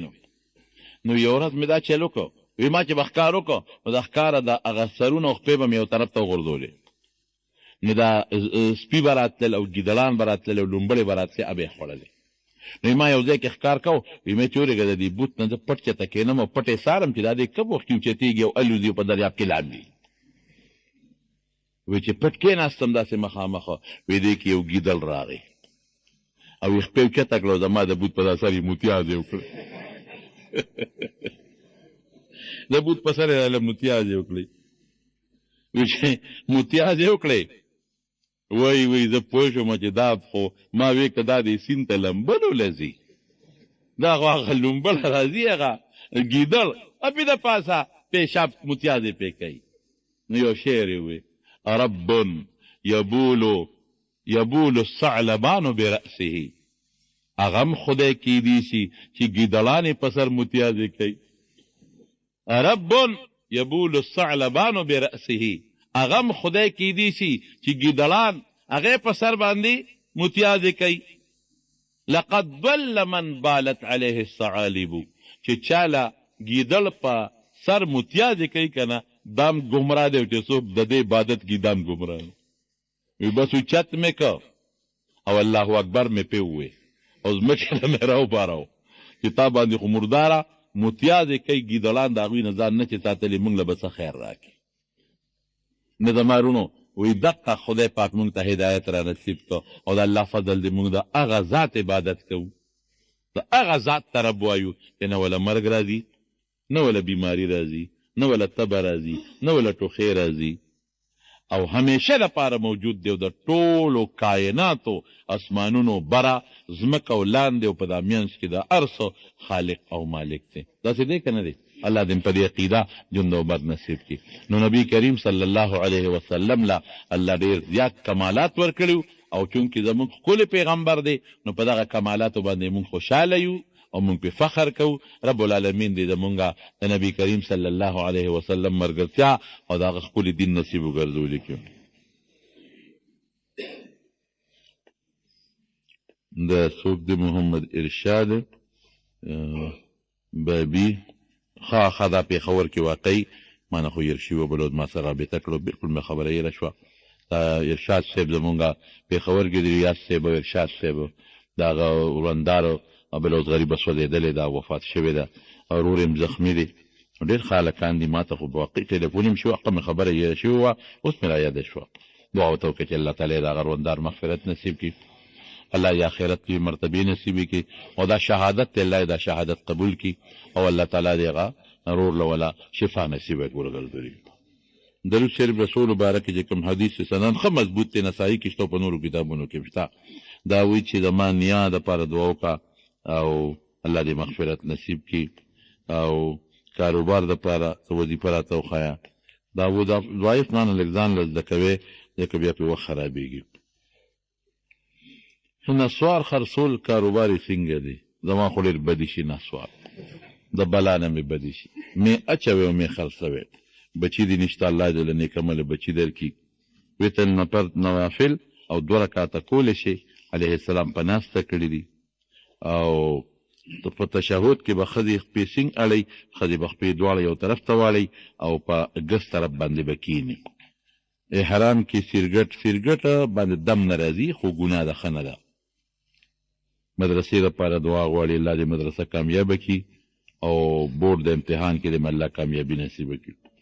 اجوه کې د کجور د کوم صحابي باغ و؟ نبی علیه السلام چې کرلی خو سلمان فارسي په حکم یهودي له کرلی او دا په مدینه منوره کې مخکې دا باغونه وروسته هم باغونه و. دا نه چې ګنې دغې وخت نه پیدا شوې ده. دی وایي چې زما د خوري اولاد نشته، الله دې وله اولاد نصیب کړي. الله ته موږ د فتنو آفتونو نه په امن کې وساتي. رب ذوالجلاله د خیر او د برکت ژوند نصیب کړي. الله که څوک مریضان دي شفا والا ورکړي، که څوک قرضداران یې قرضونه اخلاص کړي. الله زموږ ژوند کې مال اولاد کې برکت پیدا کړي. الله د حاسدانو د حسدونو نه مو ساتي، د بغضیانو د بغضونو نه مو ساتي، د مخلوق د شر نه مو ساتي او د دنیا او د آخرت د فتنو وساتي او د نبي علیه السلام ملګرتیا هم نصیب کړي، د هغې تابعداري هم نصیبه کړي او د هغې د جنډې لاندې هم د قیامت پر ورځ ودرولې کړي، د هغې د مبارک لاس د حوض کوثر اوبه هم نصیب کړي او الله چې څه چا د څه پریشانۍ دی الله پریشانۍ وله په خوشحالو باندې بدله کړي. او خدایه د چا که څه نوکری نشته، کاروبار یې نشته، خدای ته وله ښې نوکرۍ او کاروبارونه ورکړي. موږ ټول د بیت الله حج له بوتلی کړي او چې کوم مردګان وفات شوي دی الله د ټولو مغفرت نصیب